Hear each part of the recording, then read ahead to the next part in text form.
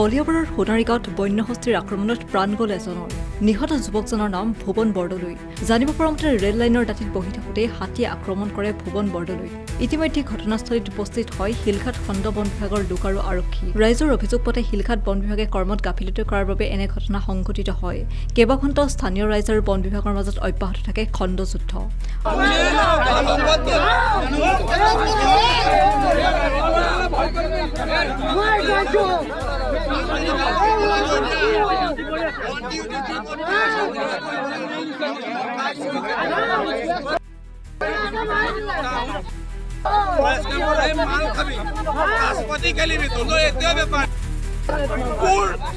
অন্যান্য বাতৰিৰ বাবে চাই থাকক নিউজ ডেস্ক ৰিপৰ্ট।